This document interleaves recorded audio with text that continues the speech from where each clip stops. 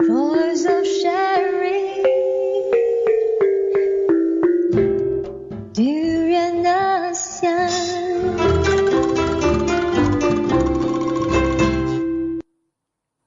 Hi, this is Gowri. You're with Gowri under an ASEAN, and it's a Friday today, and TGIF to everybody. And I'm here back with some fresh ASEAN news for you this morning. And before we start with the news, let's just take a look at what happened back in history on today, which is the 10th of July. Also, yesterday we had a very interesting World Cup discussion down to the four bands now. Sorry, four teams, and the finals is now down to Germany and Argentina, and a lot of people are feeling positive about Argentina right now. And going back to the 10th of July, back in 1553, 4 days after the death of her predecessor, Edward VI, Lady Jane Grey was officially proclaimed the Queen of England, beginning her reign as the 9 Days Queen. And in 1940, the German Luftwaffe began attacks on British convoys in the English Channel to start the Battle of Britain. And of course, in 1966, a very prominent uh, event took place where Martin Luther King Jr. led a rally in support of the Chicago Freedom Movement, one of the most ambitious civil rights campaigns in the northern United States.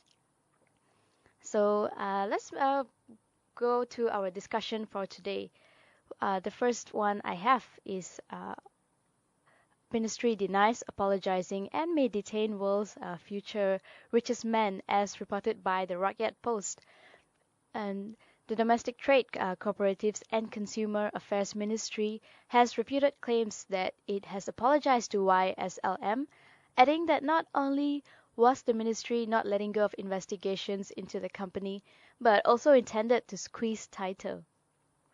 The Domestic Trade and Cooperatives and Consumer Affairs Ministry has not issued any apology on YSLM on enforcement action taken by the ministry on the direct sales company. And instead, stern action will be pursued against any activity at all involving the company, read a statement posted on the ministry's website. The statement labeled YSLM as a direct sales company believed to belong to a Chinese national by the name of Zhang Zian, illegally conducting business in Malaysia. And the company is also known not to be registered with the company's Commission of Malaysia and does not have a license from the ministry to carry out the direct sales activities. So this is a issue that we are facing in this country, where a lot of expatriates are settling down here and starting their business, but some of them are actually going about it illegally, and they think that they can get away with doing so. But uh, the fact is they have to obtain a license, and they have to do it the right way if they want to really make things work in this country. And also moving on to the financial markets in Indonesia. And financial markets are gaining this week on Joko Widodo's presidential lead. So as we all know, according to the unofficial tally by the Indonesian organizations, Jokowi is said to have won the previous July 9 elections, whereas he actually beat Prabowo, who was also thought as a very popular candidate, a very strong candidate at that. But we did have a discussion about that as well, and it seems that Jokowi was more of someone that everyone can relate to, as opposed to Prabowo, who was more like a father figure and someone who could probably lead by example, whereas Jokowi was more of a doer. He actually gets down with the people and make things happen. So it seems that that's working out quite well for Indonesia's economy, because all the investors are feeling really positive about Jokowi winning or even just having the presidential lead in the country. And yep, and the markets are expected to strengthen this week after a quick count results from a number of pollsters placed Joko Widodo and his running mate Yusuf Kala in the lead for the country's presidential and vice presidential posts respectively. And in contrast, data from several other firms, including the National Survey Institute and Indonesian Voters Network, suggested that opposing candidates Prabowo Subianto and Hatta Rajasa had secured the two-horse race with a 0.78 to 2.87 percentage point lead. And Winston Swall, President Director of Panin Asset Management, said the market should react positively with the news about Joko's win. And I think he's absolutely right. The market is actually reacting positively. The investors even before Jokowi won the elections, just the idea of that he could probably win it was already encouraging potential investors to come in, and it was already looking good for the Indonesian economy, and as well as if Jokowi wins, I'm sure he's gonna come up with a lot of political reforms, a lot of new economic policies to if not eradicate, at least to just reduce the level of the current level of poverty in the country, and to create more job opportunities for the people. And also, he talks a lot about changing your mentality. He thinks that your mindset is one of the very important things, and everyone's mindset eventually as a whole can really impact the productivity of the nation.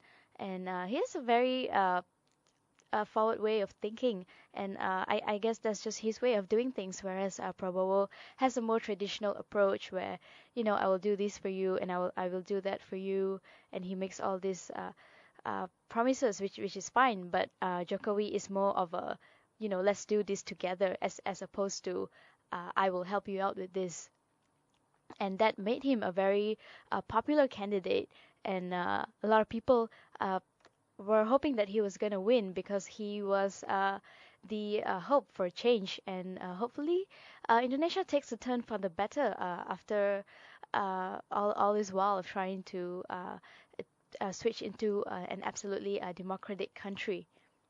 However, Indonesia are one to or banned to remain should Jokowi win poll, ANZ says.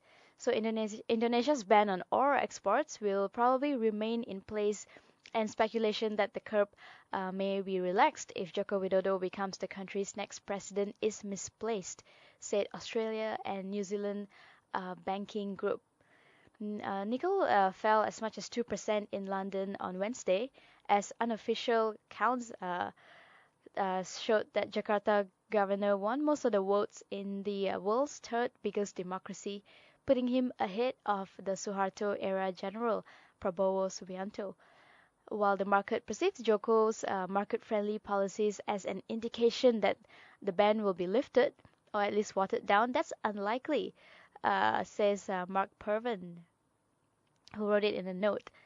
And the decision is unlikely given the upside to revenue is substantial, and the fact that the policy has been in place for 6 months already and appears to be encouraging investment in processing facilities. So the ban in the biggest mine nickel producer, which was implemented in January to induce investments in processing plants, spurred forecasts for global shortages of metal used in stainless steel. Nickel rallied in May to the highest level since 2012 and outperformed all other base metals this year. Joko, who is known as Jokowi, would probably relax the ore ban. Mike Dragozits said he was of the opinion that Jokowi might relax the ban on ore. So moving on to, of course, news from the tragedy that's happening in Palestine right now. So before I talk about the news, I probably want to just talk about uh, what do the Palestinians really want from the Israel, because they've like I mentioned yesterday, their feud has been happening back in since it started in 2006 back then. although it probably dates their history dates back to a lot long earlier than that.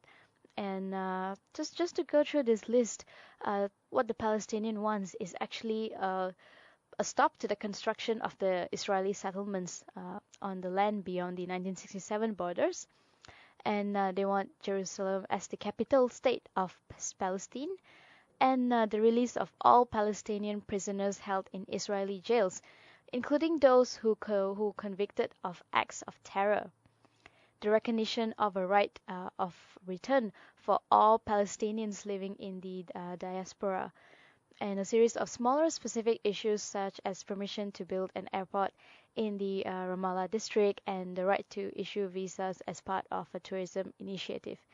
So basically, the Palestinians uh, want to be left alone, and they want whatever promises made in the agreement with Israel to be met. Whereas let's move on to the Israelis. What do they want is sovereignty over Jerusalem, including the old city. And of course, we can see a conflict there because the Palestinians instead want Jerusalem as the capital of Palestine. And the Israelis also won the negotiated borders based on the 1967 boundaries, with land swaps taking into account the major West Bank settlement blocks. And they also want Israel to be recognized as a Jewish state, and they want a demilitarized state of Palestine. They want a right of return for Palestinian refugees only to Palestine and not to Israel, and also an assortment of other smaller issues such as no unilateral moves vis-a-vis international organizations. So, as we all know, a lot of people are getting killed in Palestine right now after uh, the airstrikes happened last Friday, actually. Uh, and here are also is another article where they come up with a list of 9 brands that you can boycott if you want in protest to what Israel is doing right now. And most of it are actually things that we don't really use in Malaysia, or is things like Jaffa oranges or ahava, which means love in Hebrew, but it's more of a privileged. It gives a privileged access to minerals and mud of the Dead Sea. And then there's the Golden Heights wine, and of course the most famous one is Victoria's Secret, which everyone is thinking of boycotting at the moment, because Victoria's Secret is the probably the world's largest lingerie selling brand. And who would have thought that this brand actually was initiated in Israel? And Victoria's Secret, however, is not the only company to buy its materials from the settlement industry. Delta Galil also uses places like Walmart, Calvin Klein, Nike, Columbia, among others. And apart from that, we have the Eden Spring Water, we have the Hewlett Packard products. And yeah, these are some of the things that you can stop using if you want in your protests to against Israel. So the Malaysian Prime Minister has also said that Malaysia will continue supporting the Palestinian cause.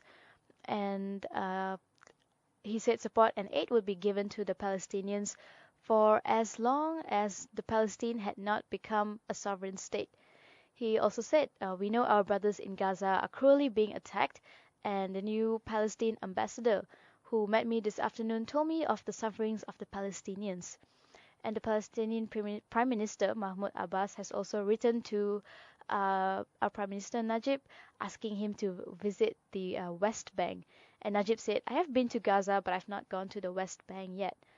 So it seems that Najib said, as long as Palestine is not a sovereign state, he will do his best to support the people, and also hope that they will achieve their aim someday. And irresponsible acts, according to him, has persisted for so long that despite many resolutions and decisions made by the UN and the UN Security Council against such acts, it is still happening.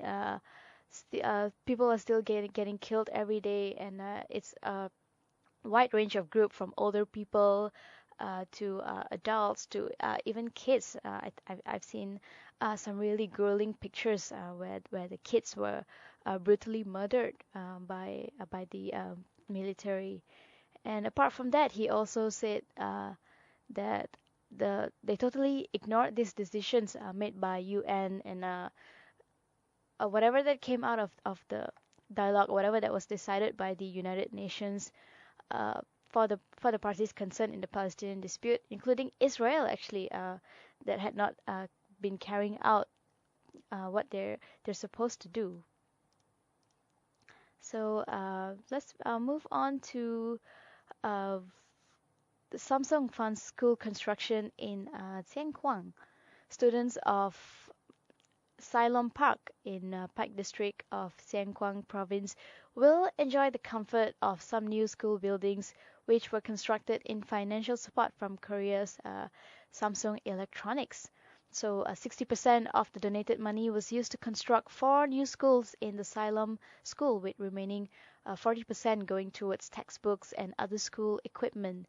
And the new buildings also have 20 furnished classrooms, each being able to accommodate about 20 to 30 students. There is also a library and 3 lavatories.